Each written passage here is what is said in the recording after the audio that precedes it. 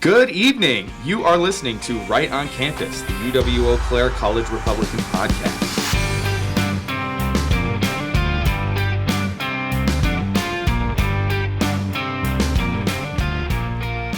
Good evening. Thanks for tuning in to Right on Campus, the UW-Eau Claire College Republicans podcast. We have a great show for you tonight. As always, I'm Ryan, the Vice Chair of UWEC College Republicans, and I'm joined by my co-host and working partner, Tatiana, the President of UWEC College Republicans. We have a slightly different programming for you tonight. Instead of a forum conversation, we're going to sit down with our special guest. Dave Estenson, and get to know him and his work. Hello, Dave. We're very happy to have you on the podcast today. Well, hello. Thank you for having me. So let's just jump right into this. Who are you and how are you involved with this? Well, I really appreciate you guys having me in. So I have been working with the state party for the last few months on the Trump campaign and just campaign in general. So I know how important it is to have in the political process and to get out the vote down here on campus, because us as conservatives, we are so outnumbered down here, or so we think.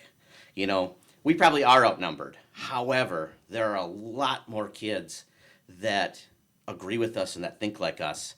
So that's what I'm doing down here, and I don't know about you guys, but I've had a lot of fun so far this year.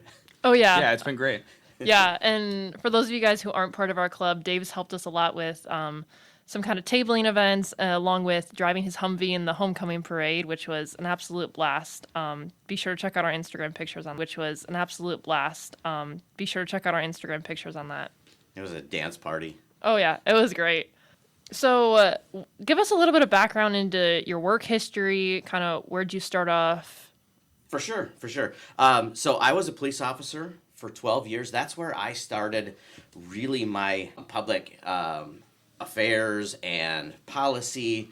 I was the youngest of a four-man department when I started, and the other guys were young as well, so they wanted the night shift. Well, I was in a small town, so I was relegated to day shift.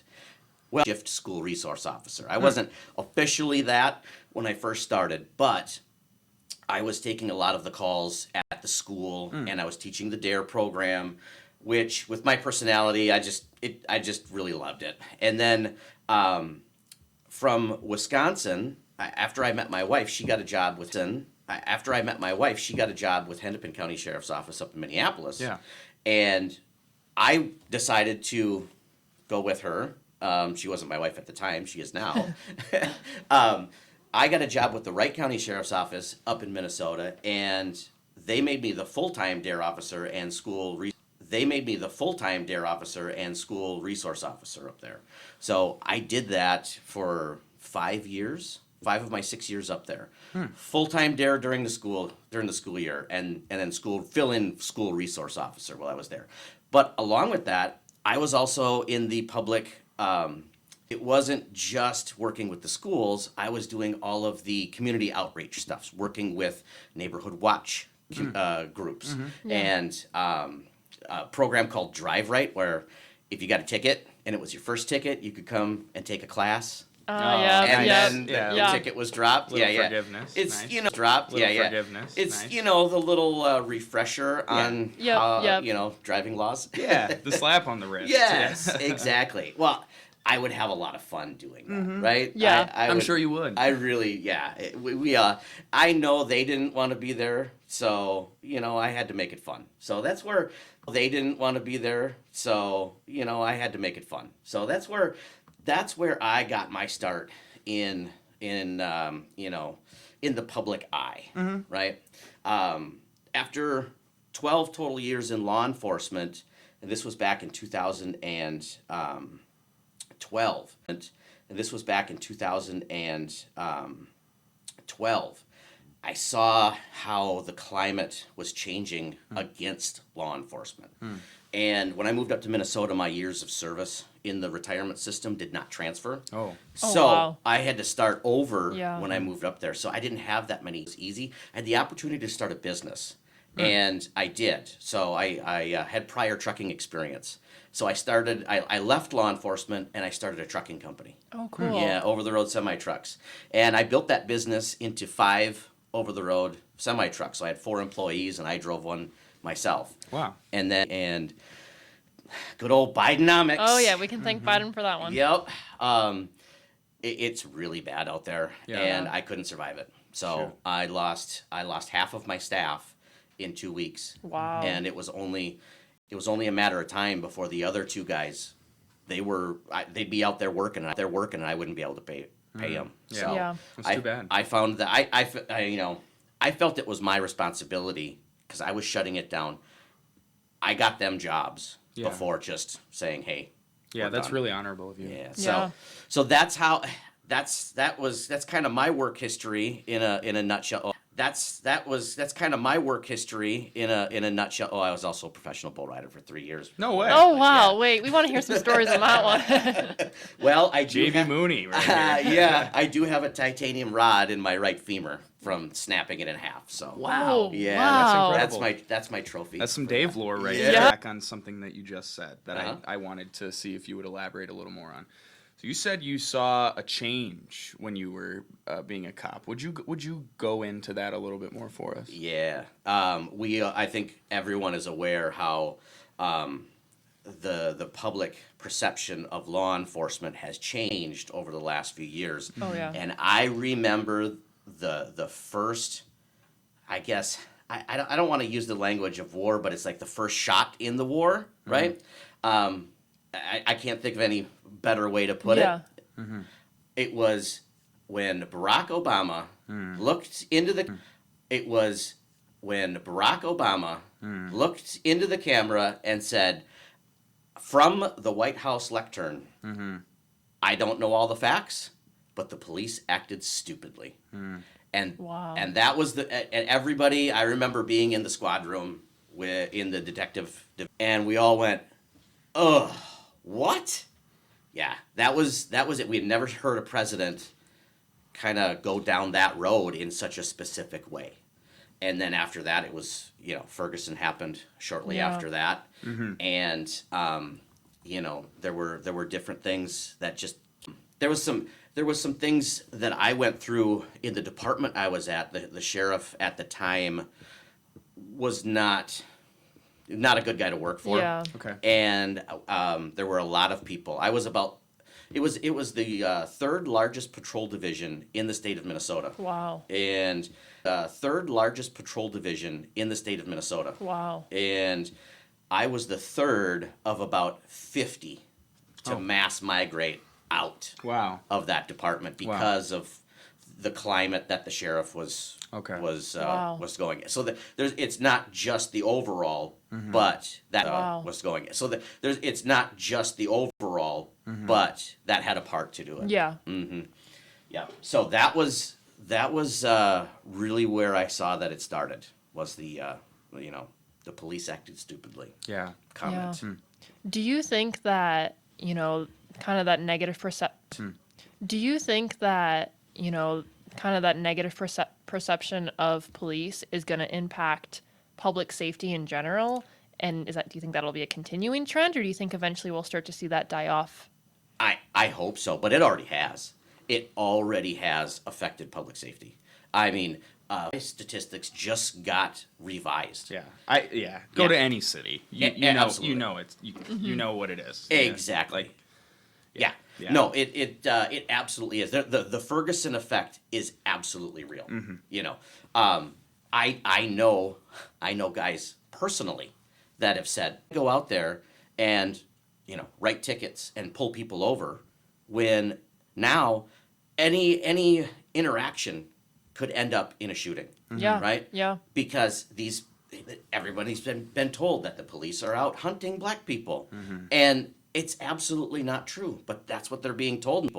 And It's absolutely not true, but that's what they're being told, and that's unfortunately, I feel bad for the people that are believing it. Yeah. You know, Yeah. I mean, Yeah. so Yeah, I'm totally with you. I like to hear that you call back to Ferguson, because a lot of people, who listen to this podcast are to actually remember what Yeah. that was and what Sure. kind of impact that had on the country. And because we all remember how the summer of George Floyd was Yeah. was so crazy, and it was bigger and larger in scale than the Ferguson or the Baltimore situation. But you are absolutely right that this, like, district attorneys and all of these people, and I mean, we could get into like the Soros funding and all this kind of Oh, yeah. stuff, but this all did kind of start going back to the Obama administration and how he handled Ferguson and Baltimore specifically. Yes. And I think one thing that I'll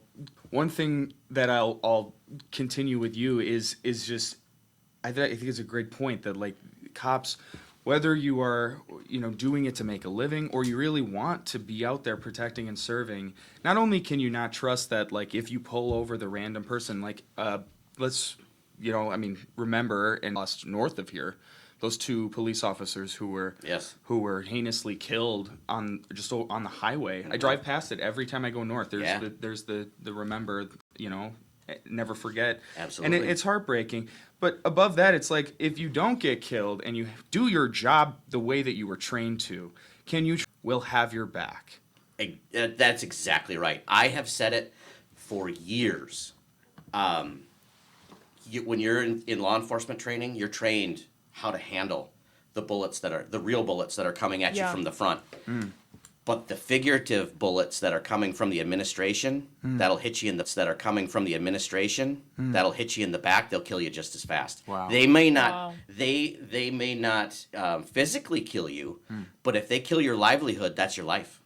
Yeah. You know what I mean? That they could take away your life by putting you in jail. Look at what happened with the life by putting you in jail. Look at what happened with the George Floyd, Derek Chauvin. Yeah. Yeah. We're going to be watching that movie Monday night. Yep. The fall of Minneapolis.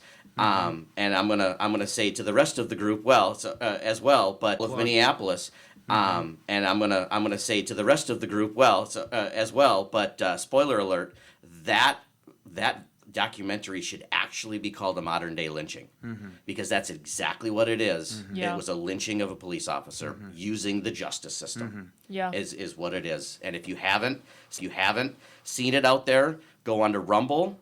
For those of you listening, go on to Rumble, and it's The Fall of Minneapolis. Yeah, it's a very profound documentary. So if you're not able to make it to our meeting on Monday night at 7 p.m. in Centennial 1704, Dave's right. You should really make an effort to, because of the impact that it had on me. I think I've mentioned maybe before on here. I think maybe both of you know I'm from the Chicagoland Yeah. area. Yep. And Which my wife is too, by the way. and I'm sure you hear it all the time. Like, the city is not what it used to be, No. and it's bleeding out into the suburbs, and the entire culture has changed, and it's terrifying to see. And then when you watch that Fall of Minneapolis documentary and you see them surrender the precinct to the rioters, and those cops are leaving, and they're like, where are the people? Why are we surrendered? There's no one here. Yeah. And what was his name? Mayor Fry. Yeah. Jacob Fry. Right, Jacob Fry. He's Mayor of Minneapolis. He surrenders this precinct before there were rioters at the building. Wow. It is incredible. It's unbelievable. I can't even fathom it when I watch it. And Right. You should see the impact that action had on the officers at that precinct is, like, stand down. Yep. And it's a shame. And if we continue this way, to go back to your point, Tatiana, I just, you get in a really bad situation if you can't get good people to be cops because they can't trust the Correct. system. Correct. Yeah. Now, are there bad cops? Absolutely. I've seen them, right? There are bad cops out there. However, when you are demonizing all cops and you're forcing good cops to leave, it's reducing the dilution of the bad cops. Yeah. Right? So where it used to be 100 to 1, now it's 90 to 1 or whatever. 100 to 1, now it's 90 to 1 or whatever, Yeah. you know. Yeah, that's a good That's point. You know what I mean? Yeah, it's a really good point. Yeah, it is a downward spiral, and I don't know what it's going to take to bring us back up.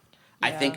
I think body cams, honestly, have absolutely saved so many police officers. We need body cameras, and the cops were like, "Heck yeah! Yeah. Hey, you Yeah, want to pay for yeah. them? Absolutely, we'll wear them." And I mean, there was just that incident not that long, I believe a month ago, and it's just coming out now. Oh, yeah, yeah, about yeah. the lady that comes With out the of knife. with the yeah. knife. Yeah, that's Yeah. a crazy video. I watched that video. I've seen some stuff. Yeah, I Yeah, bet. I'm sure. in law enforcement. Now, I can't watch that stuff anymore. Right? Yeah. It's just once I'm out of it, Yeah. I just. Ugh. But anyway, I saw that video. I happened to be scrolling, and it just popped up. That cop, he did not shoot fast I enough. was just about to say he waited too He long. waited Yeah. too. That cop, he did not shoot fast I enough. was just about to say he waited too long. waited Yeah. too He long. Did she cut him? Oh yeah. Yeah, Oh, like, absolutely. yeah. And she came like no words, opened the door, boom. I mean, knife it couldn't was be right. faster than that. Exactly. Yeah. Exactly, but he didn't shoot.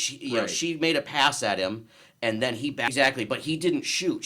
Right. She made a pass at him, and then he got away from her, backed off, and was at full draw. She came at him again, and Just again swiping at him. swiping Yeah. at him Yeah. and assaulting him. Yeah. And he still didn't shoot. Yeah. I mean, that was twice. Yeah. Right, and then he did. And that was twice. Yeah. Right, and then he did finally. He had to because she kept coming. But you could see in the video on the body cam, blood dripping off his hand. Wow. Yeah. Yeah. Wow. So 21 feet with an edged weapon. Yeah. If someone is within 21 feet, that is the legal. Unable to back up, Yeah. you Right. got nowhere to go. 21 feet. That's deadly Right. force time. Right. And she was what?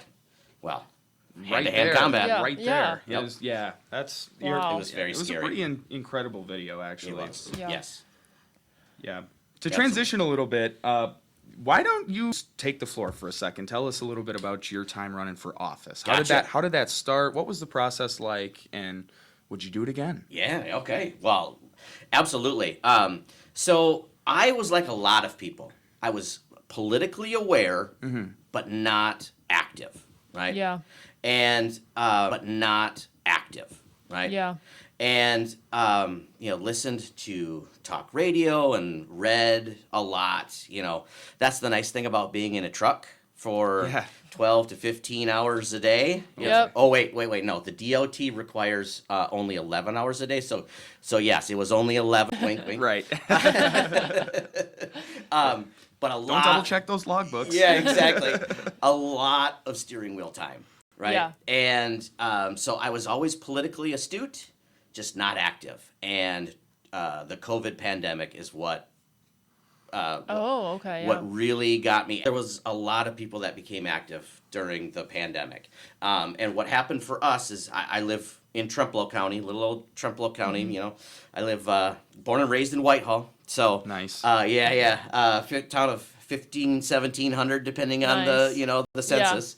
And governor tried to get a statewide mask mandate enacted through executive order Yep. that had penalties attached to it. Oh gosh. Wow. Now that if it's got a penalty attached to it, that and the Supreme Court ruled this, that is required to go through the legislature. Yeah. Exactly, right? The court struck it down. Thankfully, in 2020, we had I don't want to say conservative. I just want to say rational Yeah. Supreme Court, right? Reasonable, Yeah, yeah. reasonable. Yeah. A one that's willing to follow the Constitution, believe it or not. Yeah. Yeah. Wow. What a radical position. Yeah, I know. Well, I mean, keep it on track. You. Yeah. They struck it down, so the governor tried to do an end around. He went to all of the health departments in the counties and tried to get them to make county ordinances statewide. So if he couldn't do a county ordinances statewide, so if he couldn't do a statewide mask mandate, he would do countywide mask mandates across the state. Wow. So we found out about it, some friends of ours, and small rural Trempealeau County, small, rural Trempealeau County, you know, the typical member of the Republican Party is, let's just say, Right. not young. Yeah, a little Yeah, older. yeah. Right? Yeah. A little older. Yeah. Um, a little more mature. Yeah, more mature, Yes. Yeah. seasoned. Yeah, Seasoned exactly. citizens. It's not that they didn't, want to do anything. Seasoned Exactly. citizens. It's not that they didn't, want to do anything or didn't, maybe just didn't have they weren't following along, right? Or weren't able to get any. We saw the need for someone to stand up to this, and my wife and a friend of our couple got together. In 36 hours, we were able to get 300 people to the Wow. courthouse in Little Whitehall on a cold December night, Wow. and we were able to argue against it. And we had petitions too. We had like 500 Wow. people. Oh, you were like sign. in the Washington crossing the Delaware. yeah. You were in the snow. Oh, yeah. You were coming. We were charging that hill legally in the right way. Absolutely. Yeah. Absolutely. Yeah. And so we had all these people there. We spoke against it, and when we went into the meeting, we heard that there was. And when we went into the meeting, we heard that there was about a 50-50 chance of it passing. There were a lot that were for it and a lot that were against it. It was about half and half. When the final vote came, it was 16-1 Wow. against. Wow. So Wow. it failed 16-1. Wow. Yeah. Wow. Yeah. And after that, we just kept with it. We kept the Yeah. group going, and because the need was there. That goes to show the power of the people too. I think that's Absolutely. what makes America so great. Exactly. And it was right after the election too. So people wow. were Yeah. hungry for a win. And Yeah. we were able to make that win. Yeah, I don't want to be too it's a heroic action that Yeah. you guys took that Yeah.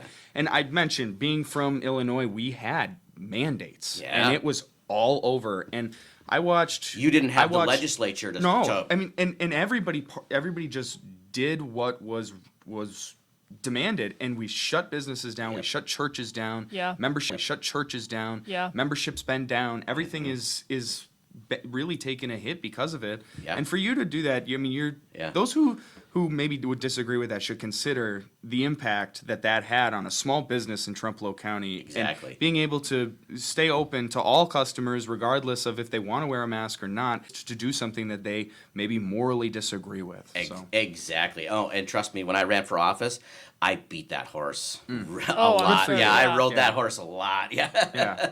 But so that was where the start was, and then after that, there was an open seat on the school board, and I made the decision on administration and Yeah. how to get things done because I went in there thinking, all right, we got this win at the courthouse. We're gonna get the masks off our kids in schools. Yeah. Yeah.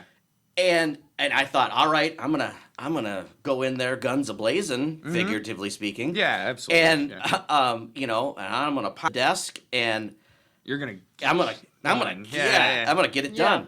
Well, I found out that that wasn't necessarily the case. That everyone on that board wanted to get it done. The problem was the government, the federal government, the Federal Department of Education got their hooks. The federal government, the Federal Department of Education got their hooks into Yeah. these school systems by giving them all kinds of money, and then they had strings attached. the bureaucratic Oh, machine. boy. Yep. Yeah. And if you cut those strings, the money went away.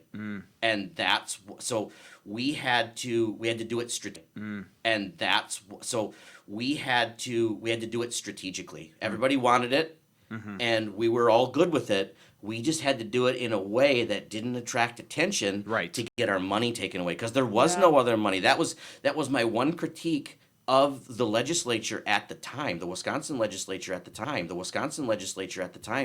And I get it, fiscally conservative.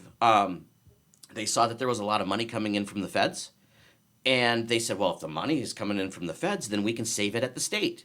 Yeah. Unfortunately, that put the schools in the position where they had to take the money from. We didn't have, if they cut that money off, we were dead in the water. Oh, yeah. So we had to do it in a way that was strategic rather than, Yeah.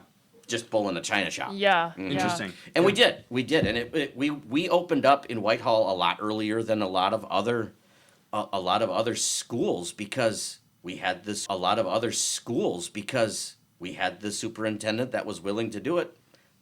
That wasn't the case in some of our neighboring school districts. So I was on the school board for 2 years, and we did a lot of great things. I was able to successfully fend off a daycare, a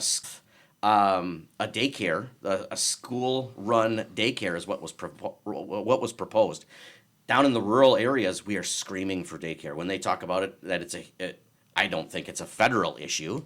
However, it is an issue. Yeah. There is a huge lack of childcare, and a lot of it has to do with state. They can make a profit is by charging Raising prices. so much money Yeah. that people can't afford it. Yeah. Right. So it's a double-edged sword or a spiral. So it was proposed that the school do the daycare, Okay. and that's not a function of arts. It's never gonna end, and it's just a nonstop money pit. There's other Yeah. free market ways around it. Like one of the compromises that I proposed was we had the opportunity to buy a building that was formerly operated by a lumber yard, and it was by a building that was formerly operated by a lumber yard, and it was literally connected to the school property. wow. Oh, Yeah. it was perfect. Yeah. And I said, there's the showroom area, the former showroom area of the lumber yard would be a perfect daycare center. It's already building, could be tech, Yeah. And if somebody wanted to come in there and like rent it for $1, great. Run a daycare. Take away the expense of the building, and maybe there's a profit motive there. I could handle that. Public-private partnership. Yeah. I'm generally opposed to that, but hey, it might work. No, yeah. Nobody stepped up. I talked to, and that's a shame. Yep. I kind of talked about this on the first episode of our podcast of, I think conservatives and Republicans sometimes get in this trap of being very close-minded and Yeah. Yeah. I don't want to say backward thinking, but stuck in the framework and Tunnel vision. But stuck in the framework and Tunnel vision. It's very Yes. important. Like what you're doing is taking a conservative position and making it work with what you're given. Exactly. And that's vital to success for us in the future. Is Yes. figuring out how can we pivot or tweak. And it's key word there. Tweak. It's key word there. Tweak. Yes. The current systems to Yep. kind of maybe fit. Yep. The local circumstances of wherever you are. Right. You don't compromise on principle, but you can Exactly. compromise on details. Exactly. Right? Exactly. That was the great example of compromising on details, but not on principle. Right. The great example of compromising on details, but not on principle. Right. The school was not operating a daycare, but providing a space for a private daycare to operate so they can, make the money Yeah. and solve a Give community jobs problem. to the community Yeah. and Perfect. help the community. Yep. Absolutely. Perfect. So I started in my first elected position, and then in 2021, we're ramping up for the 2022 state elections, and our local state senator spot was coming up. I heard a rumor that my assemblyman, who I'm friends with, I got to know him through my prior political activity with the mask mandate stuff and all that. Sure. I got to know him real well, so I called him up and I said, "Hey, I heard you were going to step up and run for state senate, and if you are, I'll run for your seat if nobody else is going to senate, and if you are, I'll run for your seat if nobody else is going to." Yeah. And he said, "No, I kind of like where I'm at, but maybe you should run." And I go, Wow. I go, I can't. I probably can't repeat what I actually told him, but it was in the realm of nice try. So I kind of, and I kind of blew it off, and I ended up going home, and I told my wife what he said, and she slaps me right in the chest and said, "Yeah, you're running." So I always said, if someone, one of the, our state senate districts are made up of 3 assembly seats. And at that time, it was Trig Pronjinski in the 92nd, Warren Petrick in the 93rd, and then Jody Emerson in the 91st. Those were the 3. So it was either Trig or Warren. if they would state, Yeah. who am I? Team player, I'm yeah. I'm not, who am I? Sure. A little bit of imposter syndrome coming on, you know what Yeah. I mean? So I'm like, nope, I'm the new guy. I'm not going to do it. But nobody did. And then no businessman, nobody Wow. affiliated with the party. Nobody. There was one that stepped up and that she ran, but she was like me, Yeah. Hey, primary. If we're on equal footing, equally new. Hey, we'll see who the best band is or best person is. But if somebody else wants to run, have at it. But nobody Yeah. did. So I ran. I won the primary and ran for the state senate, and I ran hard. Yeah. I probably knocked, I don't know, over 10,000 doors. Wow. Yeah. Yeah. Yeah, and I ran hard. So I had 5 trucks at the time, and I was driving one of them. I hired a 5th driver, and I stayed home from March until end of November that year. Wow. And I could Wow. run home from March until end of November that year. Wow. And I Wow. could run full Yeah. time. Cost me a lot of money. I didn't I'm know. sure. I knew I wasn't making as much money as I could have been by driving. I didn't realize how much I had lost until I did my taxes that year. Oh yeah. I didn't realize how much I had lost until I did my taxes that year. Oh yeah. It was a lot. Sure, yeah. It cost a lot of money. So I may not have put a lot of actual cash in, but yeah, it cost me a lot. And the state party, they were great. They the state party, they were great.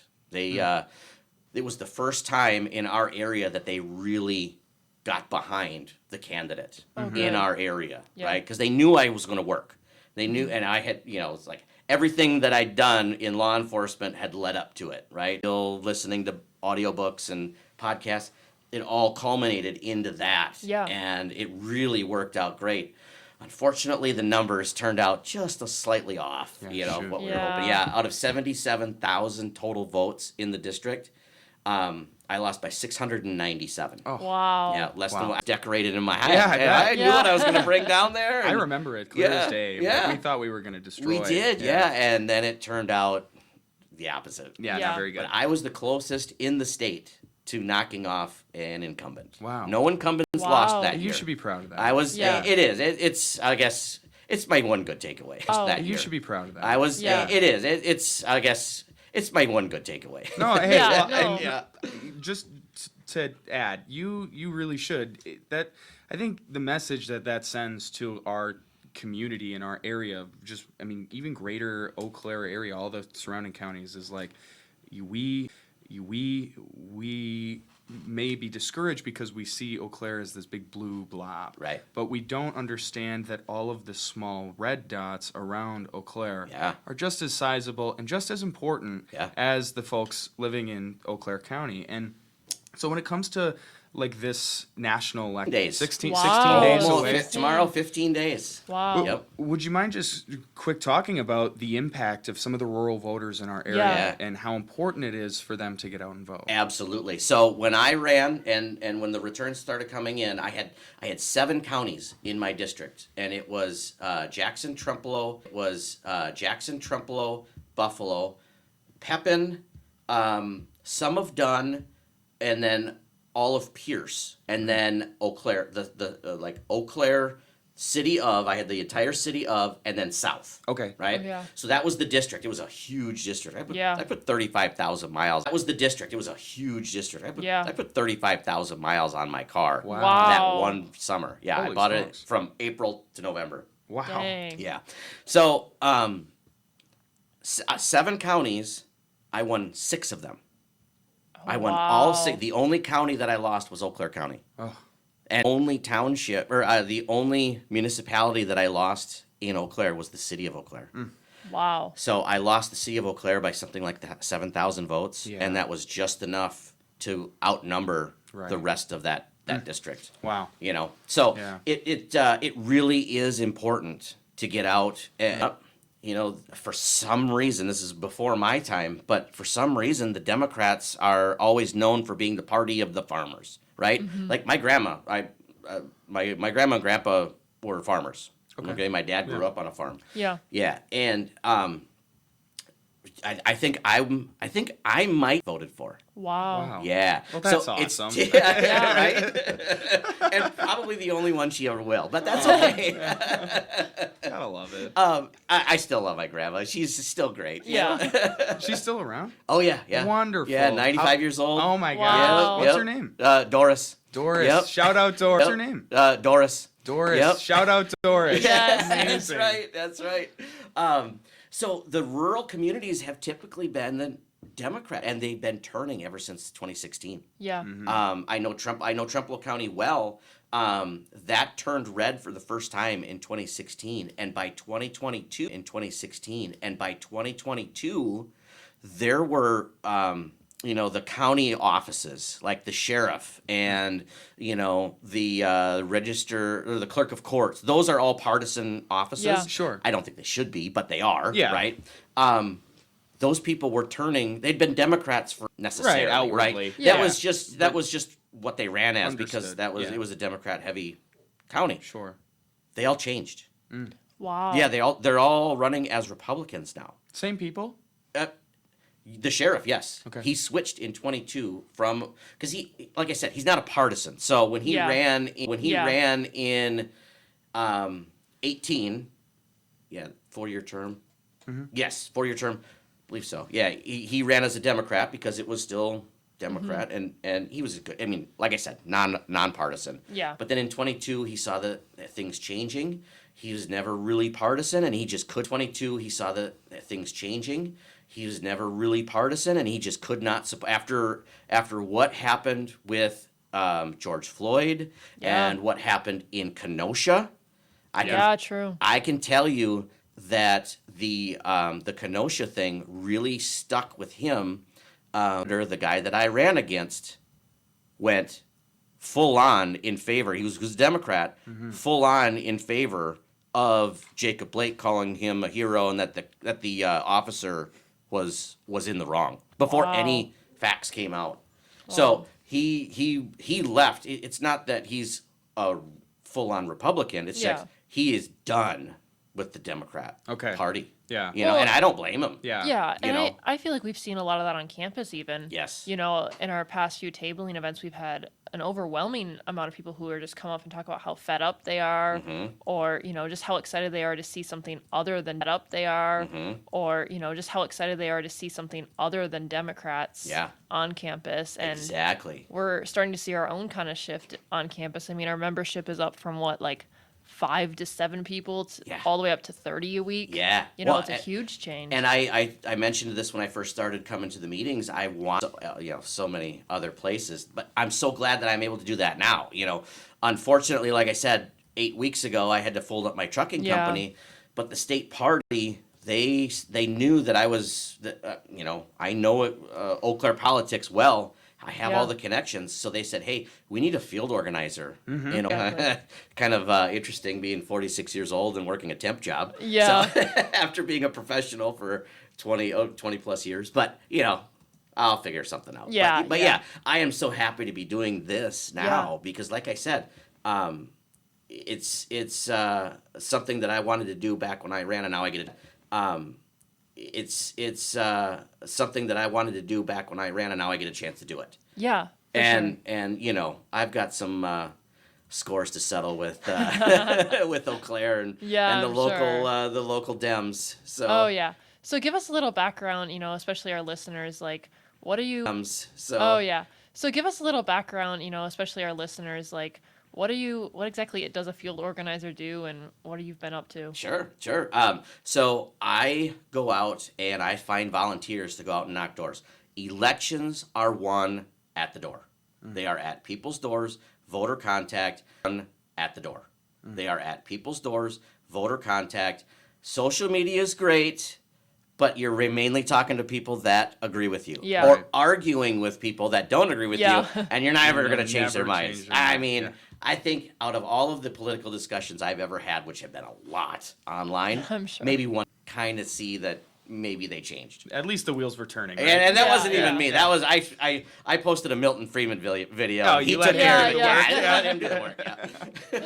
So Yeah, leave the pros to the pros. Yeah, yeah. right, exactly. So we have what's called Trump Force 47, where people can sign up to help out, and we contact those people and we get them set up and we get them with all of the apps needed, and we go out and knock and knock the doors and make the phone calls.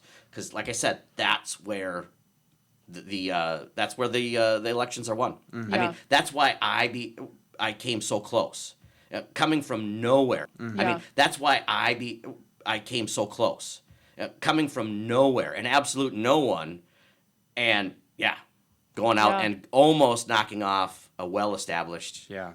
albeit unintelligent incumbent. So Yeah. Yeah. So, what advice do you have to students who are, I'm sure they can help you knock doors, but even beyond that, what type Right. of things can they do to help? absolutely. Just make sure that you're registered to vote and vote. Yeah. If you're listening to this and you're not from Eau Claire, and you might be thinking about voting back home, like Ryan, you're from Illinois. It doesn't, honestly. I don't like the way the system is set up. Yeah. But it is the system that we have, Yeah. and we have to operate it within it. So if they're going to allow college students to vote on campus, we need all Take of them on advantage our of it. side. Yeah, Yes. absolutely. Absolutely. Exactly. Vote here and don't be afraid. So that's what you can do here, and don't be afraid. So that's what you can do personally without going outside of your own bubble. Yeah. But don't be afraid to talk to your friends, and you don't have to go and storm the castle and wear the MAGA castle and wear the MAGA and all that kind of Yeah. stuff. Yeah. And you don't have to go out looking for a fight.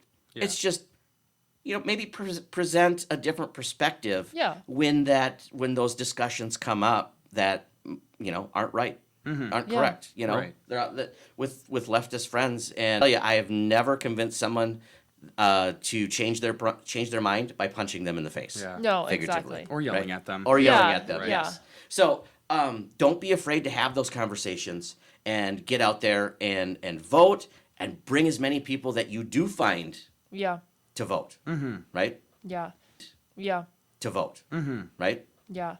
Well, and I think, going off of that, we've seen in our club, we try and run, debate style as Yeah. you've been able to participate in a little And it's bit. been a lot of fun. Oh, yeah, they're a lot of fun. But because of that, we are able to invite a lot of different perspectives. And I think we've seen the most change in students when we do those types of meetings,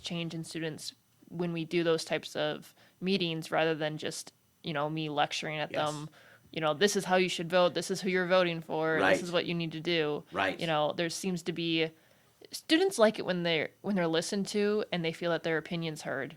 Adults. Yeah, Like the no, same thing. exactly. Yeah, that's been adults. Yeah, like the no, same thing. exactly. Yeah, that's been the most frustrating is when, and I get it on doors too, right? Yeah. I just got into an argument with a lady about the George Floyd thing, the incident. Yeah. And it's when you're talked at or down to, it's the most frustrating part. Yeah. Yeah.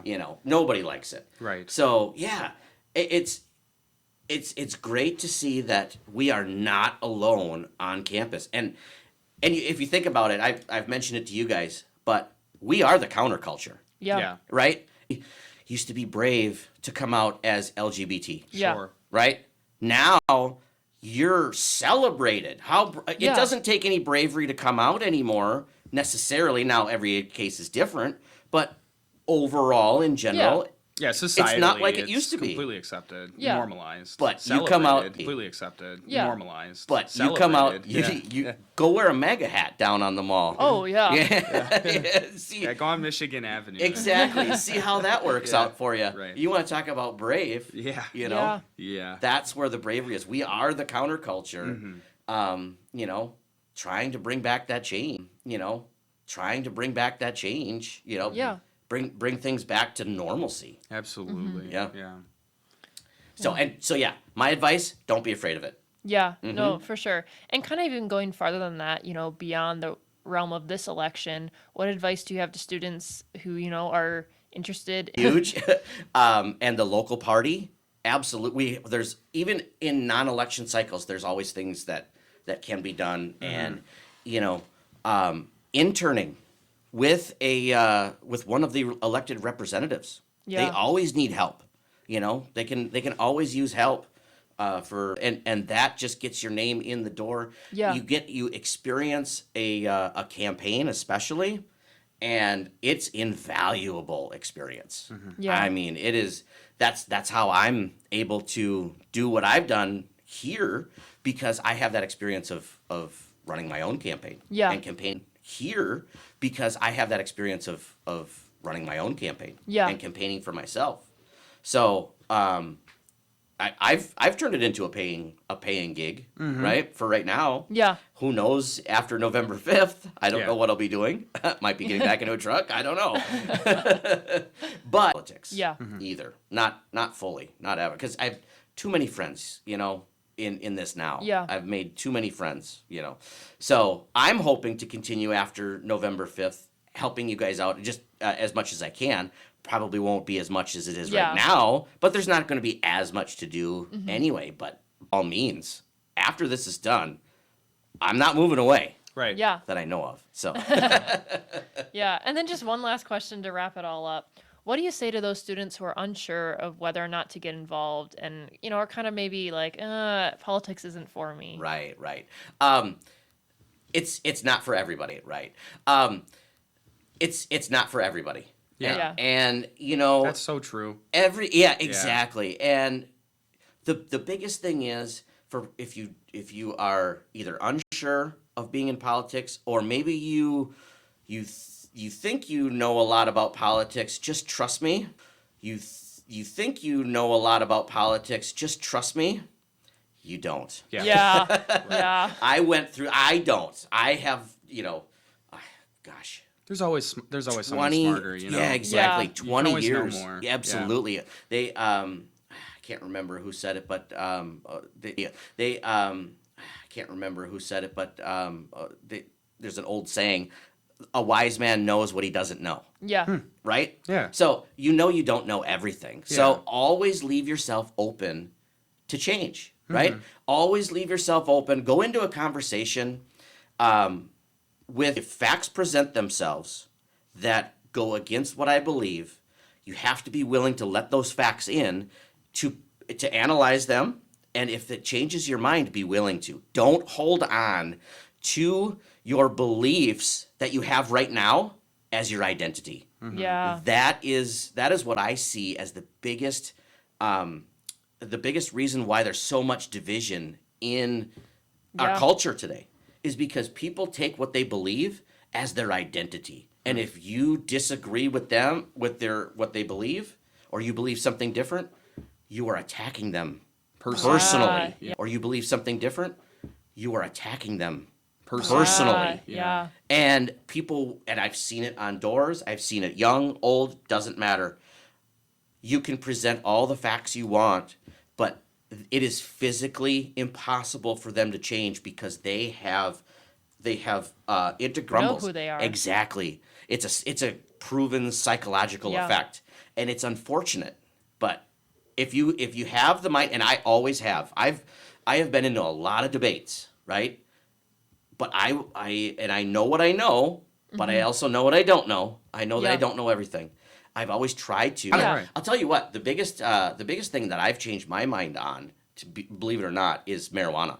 Yeah. Right? Really? Dare officer, right? Yeah. How could I've studied the Constitution enough Yeah. that, I mean, the 10th Amendment says that is not that which is not specifically designated in which is not specifically designated in this. And I'm paraphrasing because Yeah. I can't Yeah, remember yeah. the quote. Recite it from memory, Yeah, yeah. exactly. That is reserved to the Right. states and the people therein. Yeah. Yeah. Right. Elastic clause. And yeah. and yeah, exactly. There's nothing mentioned about Yeah. controlled substances. So Yeah. it is not a federal issue. Do I think drugs are a good thing? No, right? Yeah. I would never advocate that. I mean, I've tried it. Who hasn't, right? Yeah. I hated it. If it was legal, I still wouldn't do it. Yeah. I wouldn't advocate for people to, right? I think at this point it probably should be, and I believe Republicans might be missing the boat on a really big issue that could Yeah. get young people involved with Yeah. with the Republican Party. Yeah, that- as a freedom issue, not as a Right, and that's such a great point, Yeah. Dave. Is we, especially with marijuana, just because we're here, like, Dave, is we, especially with marijuana, just because we're here, like, Sure. you know, it, we can, like, we can agree or disagree on like the impacts to the community or what, you know, what have you, but the trends are what they are, and like favorability of marijuana for recreational use is just on the rise and will continue to. And so, Yeah. like, I think we need to strategically look at how can we shift our messaging on the issue, Sure. to be able to put ourselves in a position where, you know, we are controlling the framework Right. instead of lagging behind and being labeled as like you know, regressive or Yeah, whatever we are. reactionary. Yeah, reactionary. Yeah. Exactly. And Yeah. so yeah, that's a really good point. Exact. Now, we shouldn't let the trend in culture define our principles. Absolutely. Yeah. You know, like I said, I'm coming at this as a freedom issue and a strictly constitutional issue. It constitutionally speaking, it should be relegated to the states on whether Sure. they Yeah. legalize it or not. Federalism. Exactly. Sure. Yeah. Exactly. Yeah. Yep. Wonderful. So if you just want to take these last couple seconds and, you know, plug your, how can they reach you? How can they get in contact? How can you get them on the ground? Absolutely. At this point, so late in the game, it's best to just email me directly. Okay. And that's D Estenson. It's DESTENSON at WIS.SON at WIS.GOP. So it's D Estenson at WIS.GOP. That's the best way to get a hold of me.